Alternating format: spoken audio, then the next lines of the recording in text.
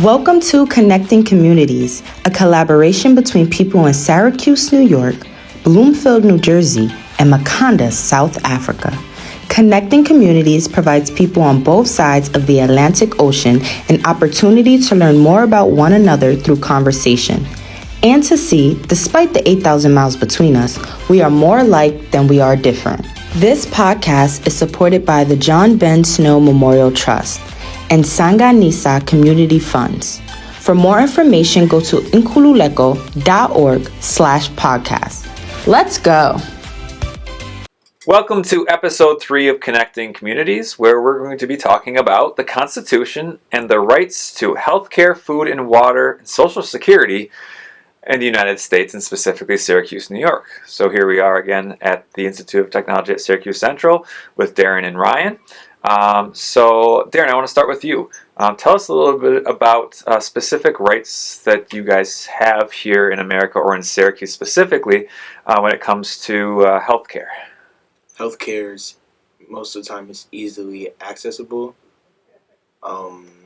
It's very technologically advanced, and I'd say it's been getting better about it. Ryan. I agree with what Darren said. It's certainly gotten better than it used to be. It's still not where it probably should be. I know in other places in the world it's much more accessible and much easier for people to get, and that's not the case for a lot of people in America, but it's certainly trying to progress to get better. Let's address food. The right to food in America, and specifically maybe in our Syracuse City School District we might want to talk about. Darren, tell us about that. In the district, lunch is free school lunches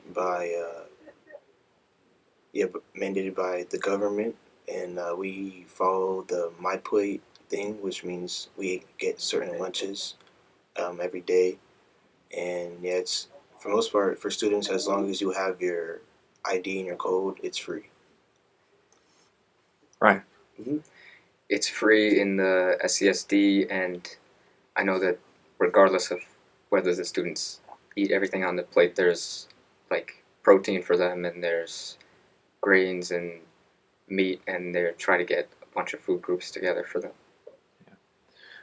During the pandemic, did you guys have access to food through the district? Yes. What was that like?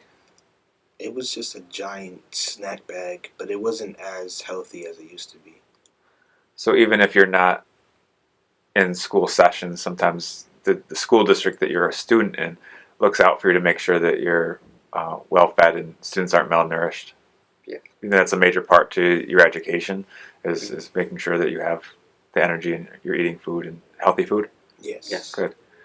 Water's been a hot topic lately in Syracuse and in your district. Tell us a little bit about the right to water and the issues that we're having here in Syracuse. Ryan, do you want to start with this one? Yeah, there's water fountains in Syracuse in the schools, and I know that a big problem has been they found that there was some lead in the waters.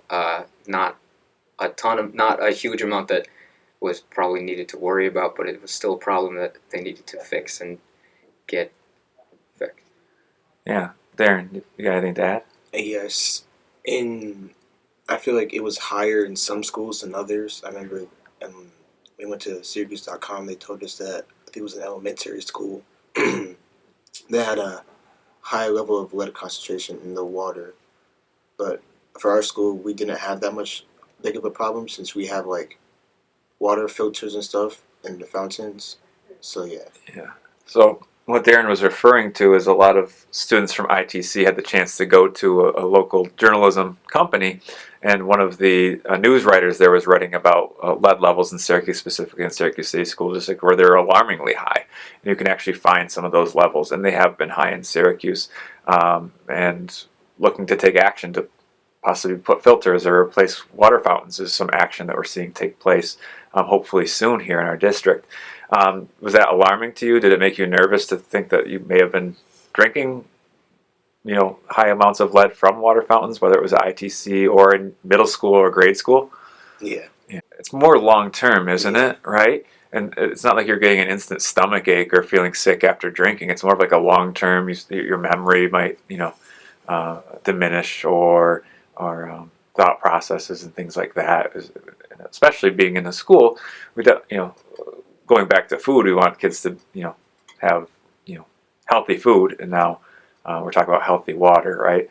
So, does the water look any different if it's has levels of lead, or It might seem a bit grayish, but okay? you won't really tell if Yeah. there's lead in the water. And finally, Social Security. Tell us about the right to Social Security, Darren. Social Security basically gives you your identity in school. You use your Social Security to get into college and stuff. Um, that's why most parents, when their kids go to college, they aren't really comfortable because they're basically giving away their identity to the schools. And Where their parents have protected that identity for such a long time, so they're hesitant to give that over, right? Even though that's what it's for. Would you say? yeah. Okay. Anything else on Social Security in America or in Syracuse that? There's long-term perks for Social Security for like when you get old after you retire. Yeah. It replaces the pay that you don't get anymore after you retire. Great. Well, thank you. This has been episode 3 on the Constitution, the rights to healthcare, food, water, and Social Security.